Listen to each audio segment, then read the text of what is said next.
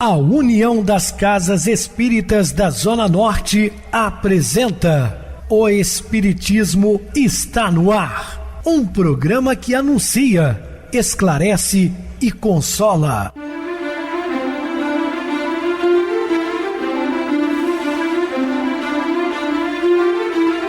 Não se turve vosso coração. Credes em Deus, credes também em mim. Na casa de meu pai há muitas moradas. Se assim não fora, eu vou-los teria dito, pois vou preparar-vos lugar. O Espiritismo está no ar. Sintonize esta frequência. Pare, pense na vida, faça perguntas. Uma ótima noite para você, muito obrigado pelo carinho, pela sintonia. Rádio Clube FM, sua voz é a nossa voz. Estamos no ar de segunda a sexta, desde 2014, pela emissora, depois também pelo YouTube. O canal é Viver _ Melhor. Se inscreva, deixa seu like. Sua opinião é sempre importante para nós. Podem também acessar o YouTube, digitar o Espiritismo está no ar. Lá encontrarão vários programas, inclusive o do dia. Recebo carinhosamente meu querido amigo, expositor espírita Marcos Ferreira. Uma boa noite, seja muito bem-vindo. Boa noite, Pedrosa. Boa noite a todos os ouvintes. Vamos para mais uma noite de estudo. Muita paz e muita luz a todos. Bem, meus irmãos, vamos falar sobre busca do melhor. Dúvidas, entre em contato conosco, ligando para Clube FM, 0 operadora 32 999327758. Para falar comigo, utilize a TIM 988012675, o WhatsApp 9844949, novamente 59, o e-mail, o espiritismo está no ar, @hotmail.com. Interajam conosco, façam perguntas, tirem dúvidas, podem dar sugestões ao programa.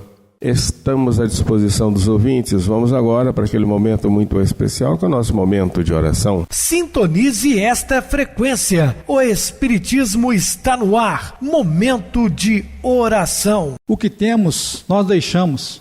O que somos, nós levamos. Muita paz e muita luz a todos. Estamos apresentando O Espiritismo está no ar. Bem, meus amados irmãos, estamos de volta com o assunto da noite, falando sobre a busca do melhor. Ao analisarmos as estruturas físicas, sistemas e órgãos da constituição corpórea, veremos que funcionam através de uma atividade perfeita de compensação e que sempre impulsiona a criatura a deixá-la fisicamente melhor. Então o homem tem tudo para deixar o seu corpo melhor, através de exercício, de alimentações, enfim, de controle emocional. Mas há um problema tão sério e tão grave, né, com relação, por exemplo, à depressão, à ansiedade, distúrbios que se tornaram comuns nos últimos tempos. Também psicologicamente esse fenômeno ocorre para que todos nós possamos corresponder frente à vida de acordo com o nosso melhor. Todo o nosso propósito íntimo é fundamentalmente bom, porque ninguém consegue agir de modo diferente da forma que assimilou e que seria para si certo ou favorável. A intenção do ser humano se baseia no cabedal de suas capacidades e habilidades próprias, porém os meios de execução pelos quais eles atuam são sempre questionáveis, pois outros indivíduos nas mesmas situações tomariam medidas diferentes, baseando o seu estágio evolutivo. Sim, essas medidas são diferentes de indivíduo para indivíduo, porque depende muito do grau, né, de conhecimento que a pessoa possui. Não estou falando apenas da vida atual, mas um cabedal de conhecimento que ele traz de outrora. Então, tem diferenças de um ser humano para o outro. Ainda examinando essa questão, é imperativo dizer que quando estamos fazendo o nosso melhor, agimos de acordo com o que sabemos no exato momento, e dessa forma a providência divina estará nos protegendo. Porém, quando propositalmente não correspondemos com os atos e atitudes conforme nosso grau de justiça e conhecimento, passamos a não mais receber condescendência espiritual, por transgredirmos os limites das leis naturais que nos amparam e nos sustentam. Então, todas as vezes que nós saímos da conduta correta, né, que estamos distante do Evangelho de Jesus, automaticamente sofremos influências, e isso é muito desastroso. Escrevendo o apóstolo Pedro que Deus julga a cada um de acordo com suas obras, tais palavras poderão ser interpretadas como a certeza de sermos avaliados pelo poder divino segundo nossa capacidade de escolha, ou seja, levando-se em conta nosso conjunto de funções mentais e espirituais, bem como nossa aptidão racional de fazer, decidir, analisar e tomar direções. Vamos ser julgados pela nossa própria consciência, não é? Estaremos diante dessa consciência ao desencarnarmos. As nossas obras, as quais são referenciais no texto evangélico, não são edifícios de alvenaria perecíveis e passageiras, são nossas construções íntimas, a maior potencial que já conquistamos ou conseguimos atingir em todos os sentidos da vida. Quando o apóstolo Tiago escreveu uma carta dizendo que fé sem obras é morta, a obra que ele referia são as obras da conquista íntima dos valores espirituais, são obras de alvenarias, materiais. Isso equivale a dizer que nosso melhor será sempre o ponto-chave da apreciação, no cálculo da contabilidade divina, ao registrar-se aos céus, nos ajudarão se acharemos se as portas se abrirão ou permanecerão fechadas. Isso vai depender de cada indivíduo, não é? Mas, com tudo isso, vivemos numa sociedade atual grave momento na área da saúde emocional e comportamental. Nós falamos do bem proceder, do bem-estar, mas também temos o lado negro, que é aquele que leva as pessoas, as criaturas, a buscar refúgios nas drogas, no álcool, enfim, nos medicamentos. Apresentando-se um caráter pandêmico, a depressão avassala os mais variados segmentos sociais, arrastando verdadeiras multidões ao terrível distúrbio da conduta. As grandiosas conquistas da inteligência ainda não lograram impedir a irrupção desse transtorno que dizima incontáveis e belas florações da cultura, da arte, da ciência, do pensamento, da inteligência e do sentimento. Lembrando que a depressão, ela leva muitas vezes ao suicídio, porta falsa, obviamente, porque o ser vai sair do corpo, mas não vai sair da vida.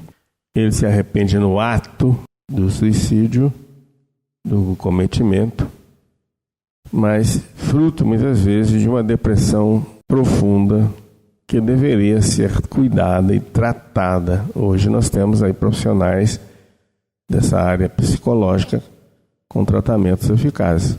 Conta-se por milhões de países superpopulosos aqueles que padecem a injunção perversa. No entanto, nos redutos de pequena monta, igualmente, se encontra insinuante e insensível, paralisando pessoas válidas que de um para outro momento são dominadas pelo terrível morbo, lentamente se vence, empurrando-as para o desespero interior, o vazio existencial e não poucas vezes para o suicídio, como citei agora há pouco. Apresentando-se como decorrência de problemas fisiológicos, hereditariedade, enfermidades infeccio-contagiosas e suas sequelas, golpes que produzem lesões cerebrais, como também de natureza psicológica, ansiedade, medo, solidão, angústias por perda de diversas expressões, vem recebendo o melhor contributo da ciência, da tecnologia, sendo de difícil erradicação pela facilidade com que apresenta em recidiva constante quando tudo parece harmônico e saudável. A verdade é o seguinte, a vida quando ela está tranquila, você não tem dívida, você não tem problema de saúde, tudo está bem na família convivendo pacificamente, tudo bem. Começa a ter um probleminha aqui e acolá, as pessoas entram no desespero total. Ora, um mundo passageiro para os homens.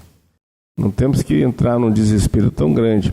Desde o transtorno depressivo infantil ao juvenil, ao adulto e ao senil, manifesta-se também nas fases pré-parto, pós-parto, como igualmente psicoafetiva, sazonal, unipolar, bipolar, com alternâncias de humor, não poucas vezes avançando para transtornos psicóticos mais graves, com aflitivas alucinações. Então, tudo isso hoje está sendo estudado e as pessoas já têm assim, uma preocupação muito grande com relação a qualquer membro que esteja enfermo nesta área.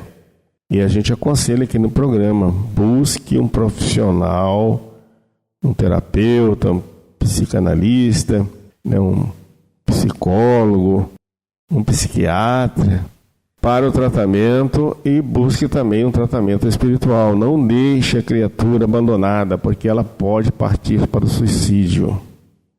Todo depressivo pensa em tirar a sua própria vida. Tomemos cuidado. Pode-se afirmar que a depressão é a ocorrência que se manifesta com distúrbio de todo o organismo e resulta de problema do quimismo neuronal, com a falta de alguns dos neuropeptídeos ou neurocomunicadores responsáveis pela alegria e bem-estar, o afeto, tais como a dopamina, a serotonina e a noradrenalina. Aprofundando-se, porém, a sonda investigadora a respeito desse cruel distúrbio comportamental da área de afetividade, a doença se exterioriza em razão do doente, que é sempre o espírito reencarnado em processo de reequilíbrio de delitos anteriormente praticados. Desse modo, quase todas as terapêuticas da atualidade, contribuindo para o reajustamento das neurocomunicações mediante os medicamentos eficientes, assim como de incontáveis propostas de libertação do paciente, devem ter em vista a recomposição moral e espiritual do mesmo, identificada desde prísticas épocas, com denominações variadas como melancolia, psicose maníaco-depressiva e mais recentemente como transtorno depressivo.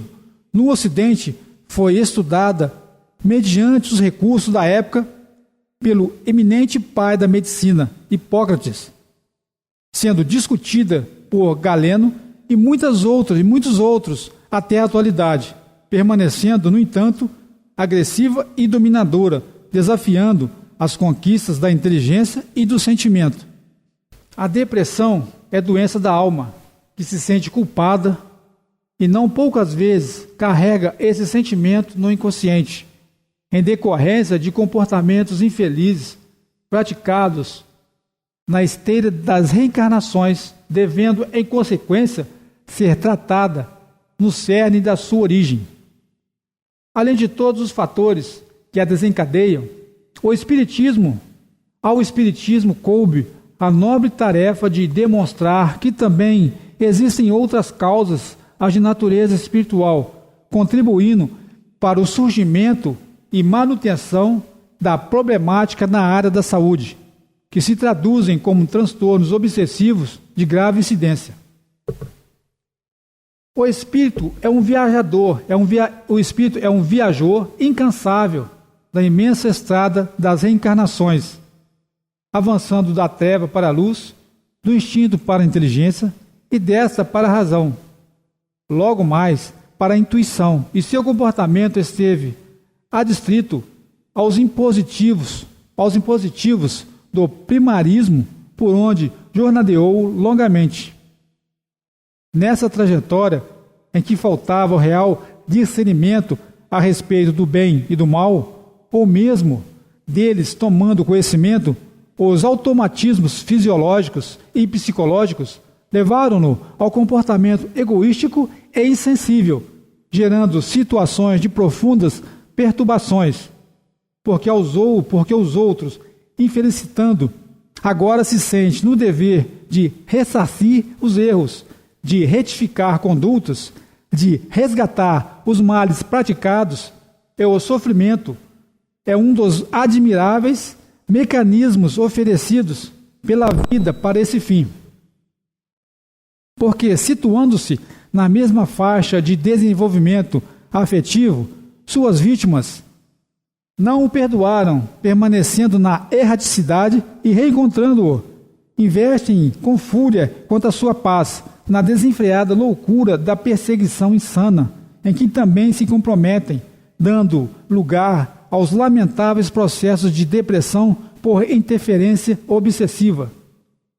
Podemos mesmo asseverar que, na maioria dos transtornos depressivos, a causa apresenta-se como de natureza espiritual, ou após desencadeada pelos fenômenos orgânicos, psicológicos ou fisiológicos, torna-se mais complexa em razão da influência perniciosa dessas personalidades desencarnadas. Havendo constatado essa psicogenese respeitável que facilita o diagnóstico da problemática, o Espiritismo também oferece o grande contributo terapêutico para a sua solução, tendo como base os ensinamentos de Jesus Cristo, o médico por excelência, cuja vida é o mais belo poema de amor e sabedoria que a história conhece. Nesse particular, o Espiritismo apresenta o seu arsenal de socorros, como de início o esclarecimento do paciente, a fim de que adquira a consciência de responsabilidade, dispondo-se à recuperação a esforço pessoal, sem o mecanismo passadista de transferir para outrem o que ele deve realizar. Logo depois, o empenho para conseguir a própria transformação moral para melhor, no que irá contribuir para amainar o ódio, o ressentimento ou das suas vítimas de ontem, que, sensibilizadas pela sua mudança de comportamento, resolverão por deixá-lo entregue à própria sorte. Em seguida, o hábito saudável da oração, dos bons pensamentos, por meio de leituras edificantes, dos diálogos que enriquecem o seu interior, da fluidoterapia, passes, água fluidificada, desobsessão sem a sua presença. O Senhor da vida não é insensível cobrador de crimes, mas Pai generoso, que sempre oferece oportunidade ao caceta a fim de que se reabilite e seja feliz. A saúde é, portanto, o estado ideal do espírito, que se descobriu a si mesmo e se identifica com o cosmo, nele inserido em clima de harmonia. Quando chegaste à Terra, a noite medieval espalhava o terror, mantendo a ignorância em predomínio de que se locupletavam os poderosos para esmagar os camponeses e os citadinos pobres. Havia superstição e medo em toda parte, caminhando a humanidade sob o estigma do pecado e do vício, que eram punidos com impiedade. Tu chegastes e apresentastes a verdade, que nunca mais deixou de iluminar a sociedade. Existiam a perversidade sem disfarce e a discriminação de todo tipo, havendo-se tornado o homem o lobo do homem, assim ficando desprezível. Na tua simplicidade santa, contaste o hino de louvor a todas as criaturas, chamando-as docemente de irmãs. Permanecia epidêmico ódio, que espalhava o bafio pestilento das guerras interminas, deixando os campos juncados de cadáveres que apodreciam a céu aberto. Tua voz suave e meiga entoou então o canto da paz, e te fizestes o símbolo da verdadeira fraternidade, que um dia se estenderá por toda a terra. As epidemias dizimavam os seres humanos, reduzidos a ilhotas do destino insano, dentro da terrível fatalidade do sofrimento sem termo. A fé religiosa, com a sua pompa extravagante, amparava-se nos fortes e os ajudava a perseguir e malsinar os fracos. Mas tu tiveste a coragem de despir-te das sedas e brocados do teu pai, desnudando-te para nascer novamente, dedicando-te, a partir daquele momento, aos leprosos de Revotorto. No início do teu ministério, quando se aproximaram os primeiros servidores do amor, riscaste no chão uma cruz, enviastes aos 4 pontos cardeais do mundo, para que todos conhecessem o sol de primeira grandeza. Enquanto ele os houver enviado 2 a 2, tivestes a coragem de os encaminhar a sós, porque sabias que ele seria o companheiro inseparável daqueles abençoados heróis do amor em todos os seus momentos. Num período em que a fé religiosa inspirava pavor, aqueles que se consideravam representantes de Deus no mundo, distanciando-se cada vez mais das ovelhas que deveriam pastorear, tomaste a vestimenta de ovelha branda e reuniste aquelas desgarradas, formando um novo rebanho. Nos teus dias, e mesmo um pouco depois, ninguém te resistia à presença, à voz, à vibração de inefável amor. Nem mesmo o lobo feroz de Rúbio, ou as andorinhas gárrulas que te perturbavam a canção de amor, quando cantavas aos ouvidos atentos dos sofredores no altar da natureza, fazendo-as calar-se. No forte verão, quando tinhas a visão queimada pelo ferro em brasa e estavas ao ar livre, percebestes, pelo zumbido das abelhas, que lhes faltavam pólen e flores para fabricar o mel. Não trepidastes em solicitar a tua irmã Clara que providenciasse no monastério o alimento para aquelas irmãzinhas laboriosas. Quem se atreveu a comportar-se dessa forma depois dele, a quem tanto amastes, a ponto de imitá-lo em todos os teus momentos, a partir do instante em que ele te chamou para a reedificação da sua igreja moral que estava em escombros? Ó irmão, cantor dos desesperados e esquecidos, o mundo moderno, rico de glórias ligeiras e pobre de sentimentos, orgulho das suas conquistas rápidas, mas que não mata a imensa aflição em que escorregam as multidões famintas e excluídas da sua sociedade, vivendo insuperável noite de horror e de incertezas, necessita de ti com muita urgência. Nunca houve tanta carência de amor quanto agora. Por isso, o teu canto virá a diminuir a angústia que se transformou em patética afligente na terra sofredora.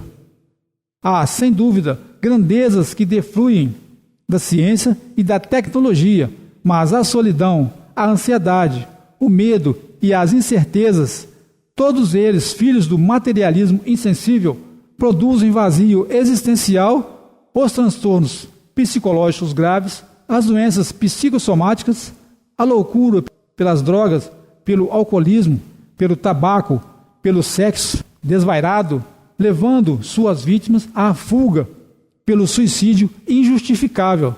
Volta, irmão Francisco, para novamente reunir as tuas criaturas, todas elas à tua volta, como fizestes naqueles dias já recuados, conduzindo-as a Jesus. Novamente convoca os teus irmãos Leão, Rufino, Chapéu, assim como aqueloutros que contigo construirão o mundo que te escuta há 800 anos, mas não tem coragem de seguir-te os passos. Quantos te abandonaram após a tua volta ao grande lar? Assim, escutamos o silêncio da deserção deles, na turbulência das atrações de onde haviam saído e para onde tornaram com avidez. Bem, Marcos, bem explicado. Vamos agora para o intervalo musical, a seguir a nossa oração final. Causa e efeito.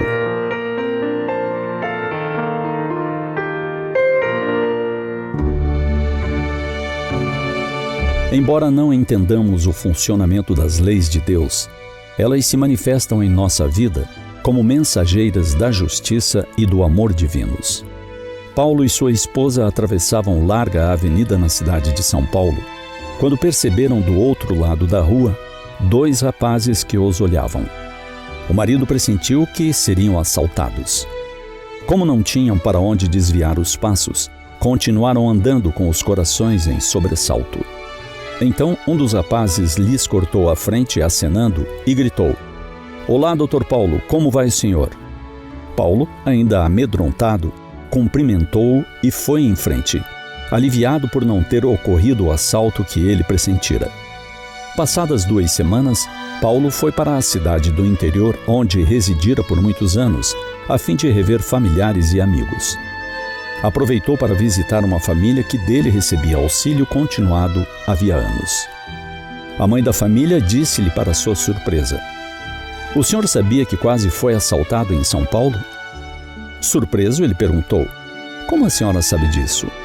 Ela explicou: "Soube pelo meu filho, o mais velho, que o senhor conheceu ainda rapazinho, mas que vive sozinho por aí, por opção.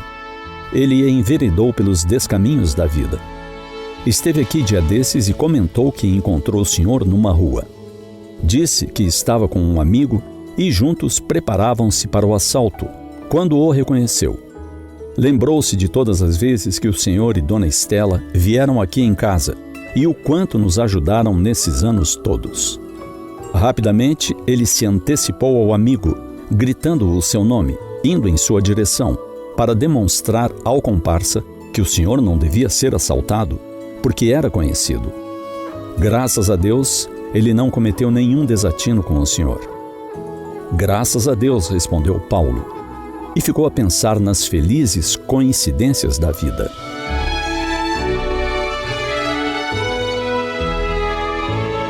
Essa história demonstra que quem semeia o bem há de colher o bem, diante da lei de amor e justiça, que é lei de Deus. Cada elo de simpatia lançado à vida nos retorna em alguma quadra da existência, em forma de bênção ou auxílio de que carecemos. Naturalmente, de igual forma, os delitos e falhas que cometemos não desaparecerão no silêncio, porque a vida prossegue em constantes desdobramentos de consequências. A frase lapidar de Jesus, "A cada um será dado segundo as suas obras", nos lembra da constante semeadura que fazemos na vida e do valor de cada semente lançada ao vento ou cultivada nos canteiros operosos do bem. Cada ação, palavra ou até mesmo pensamento é uma semente lançada em nosso caminho.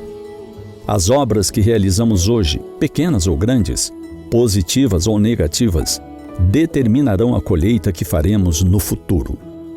É um eco da lei de causa e efeito, pelo qual a bondade gera bons frutos e a maldade consequências dolorosas. Ao nos dedicarmos a cultivar a paciência, a compaixão e o esforço, estamos garantindo um amanhã mais próspero e cheio de paz. As escolhas que fazemos hoje são o solo onde a nossa felicidade futura irá florescer. Pensemos a respeito e optemos com sabedoria.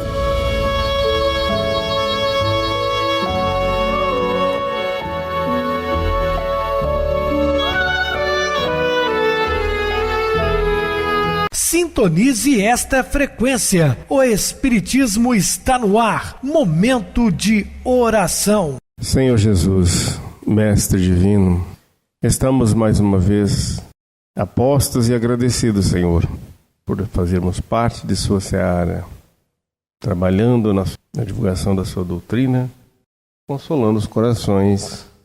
Somos os primeiros a sermos beneficiados, porque somos os primeiros a ouvir aquilo que falamos. Como os demais, somos eternos aprendizes.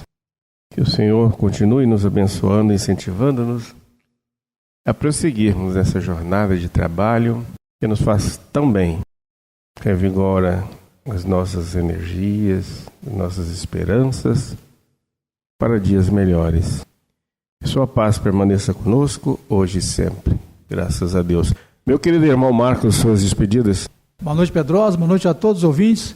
Grato pela oportunidade e que possamos viver os ensinamentos no nosso dia a dia. Muita paz e muita luz a todos. Boa noite para você, Marcos. Muito obrigado pelo apoio aqui no programa. Boa noite também a todos os amados irmãos ouvintes do YouTube, internautas do Brasil e do exterior, nossos irmãos da Zona Norte e de Juiz de Fora, que nos acompanham com a rádio local 87,9 Rádio Clube FM. Continuem ligados, ouvindo a nossa próxima atração, o programa Batidão com o DJ Tico. A seguir, na voz de Ailton Moreno, o Encontro Central. Boa noite a todos e até amanhã, se Deus quiser.